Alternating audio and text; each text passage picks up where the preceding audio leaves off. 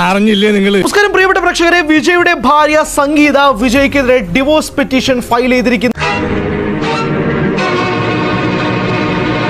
ഇപ്പൊ എങ്ങനെ ഇരിക്കുന്നു? ഈ ഡിവോഴ്സിന് കാരണം എന്താണെന്നാണ് സംഗീത കൃത്യമായി പറയുന്നു. അഡൾട്ടറി കോസ് ആണ് കാരണം. അതായത് നടൻ വിജയ്ക്ക് മറ്റൊരു ബന്ധം.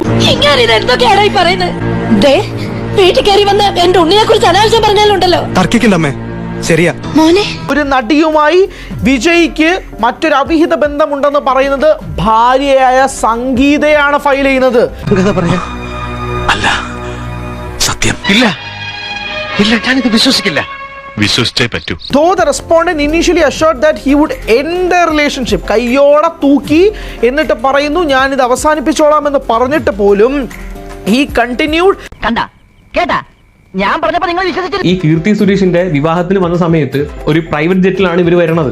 ആദ്യത്തെ രണ്ടുപേര് ഈ വിജയുടെയും തൃഷയുടെയും പേര്.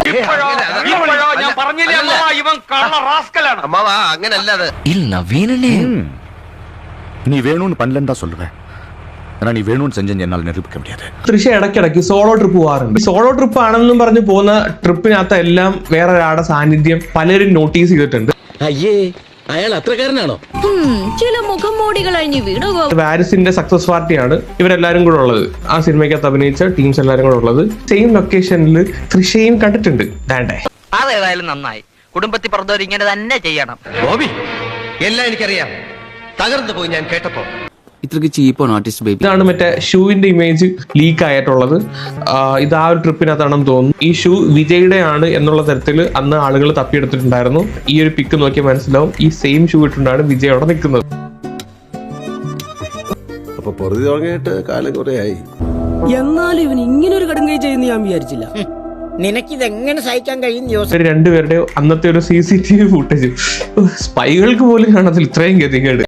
ഞാൻ കുടുങ്ങി ചാർലി, ശരിക്കും കുടുങ്ങിയെന്ന് പറഞ്ഞാൽ കത്രയെ പൂട്ട് കൈത്ത പോലെയായി.